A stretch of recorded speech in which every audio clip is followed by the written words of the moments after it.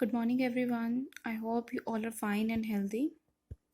So, let's start the new chapter, that is a chapter number 4, Word Processor and Introduction, Part 1 and Video 13. So, students, please take out your computer book and open the page number 37. This is your chapter number 4, that is a Word Processor and Introduction, and in this chapter, we have covered these all topics.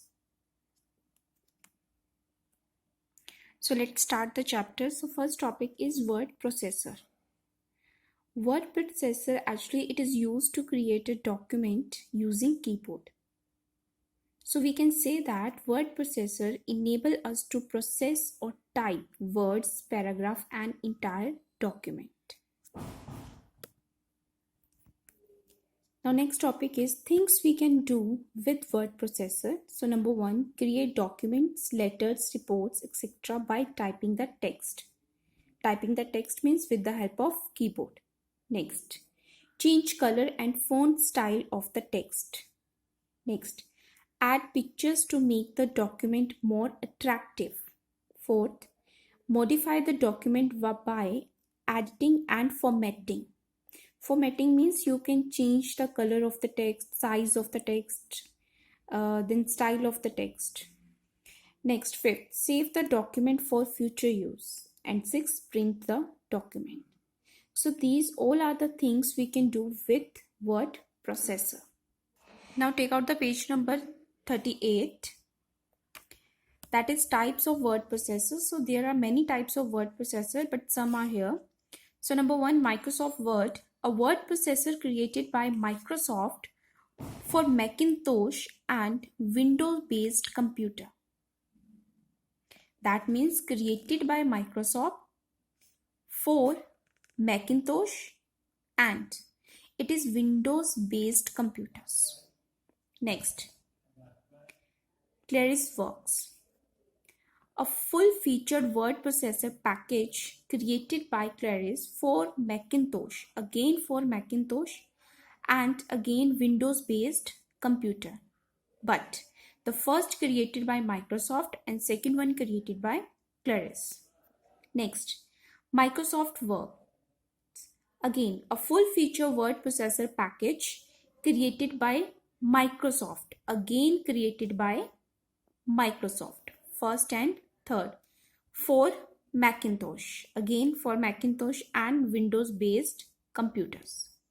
Next, WordPerfect. It is a proprietary word processing application. Earlier, it was the de facto standard word processor, but it has since been surpassed by Microsoft Word. Next, Writer. It is a free open source word processor program. It is a part of LibreOffice and OpenOffice suite. So these are the some types of word processor, but in your syllabus only the first word processor, that is a Microsoft Word.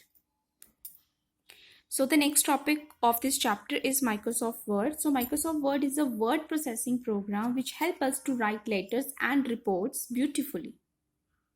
We can add borders, shading, tables and graphics in the document. And this is the icon of Microsoft Word. So on the page number 39, next topic is starting Word 2010. Now the steps to starting Word. So first step is click on Start button. This is the Start button. Click on it.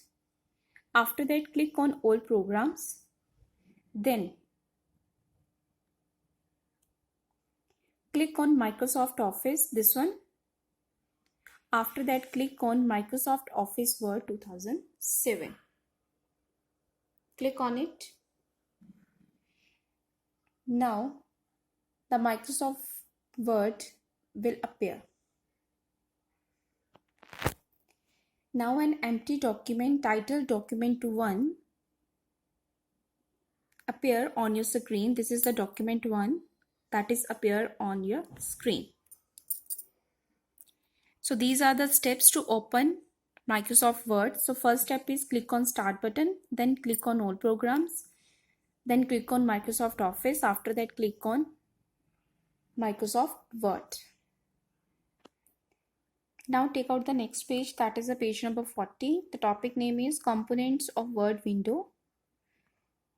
So the Word window display many items that we can use to create and work with a document. So number one is title bar, the topmost area. This one, the topmost area of the window that display the name of the currently active Word document. We call it as a title bar. This one, here the written document 1 Microsoft Word. This is the title bar. Now next is File tab. In your syllabus, Microsoft Word 2010 is there, but in my computer, here the 2007. So in 2007, here the Office button, but in 2010, here the File tab. So when we click on it, they will open almost the same features. So in the File tab, we can click on File tab, the Backstage view appear, which resemble a menu. In Backstage view, we will find the list of commands such as save, open, print. Next is Quick Access Toolbar. These are the Quick Access Toolbar. It displays Quick Access buttons for the save, this one, undo, and redo commands. Now next is Ribbon. Ribbon, it displays group of related commands in tab. This one, this full. We call it as a ribbon. It displays group of related commands in tab. Each tab offers shortcut buttons to common tasks. Now next is insertion point. It is a flashing line on the screen. This one, you are able to see it. So it is a flashing line on the screen that indicates the place where the text you type will appear. Next is Ribbon tab. Each tab provides a set of tools related to particular tasks that we are likely to perform. So these all are the ribbon tabs, like a home, insert, page layout, references, mailing, review, view. These all are the ribbon tabs. Next is views of document. So these are the views of documents. This one, 5. Word provide access to 5 different views of our documents. These all are the 5. This one, 1, 2, 3, 4, and 5. Next is zoom control. These are used to, this one, these are used to enlarge or reduce the view of the document. Next is scroll bar. This is a scroll bar. This one. The scroll bar helps us to move the content of the document up, down, right, and left. This is the scroll bar. The next is status bar. This is the status bars like page 1 of 1, word 0, English India. So status bar, it provides information about the area of any document display on the screen and the position of the insertion point. So here the page number 1 and the insertion point also on page number 1. That's why written there page 1 of 1.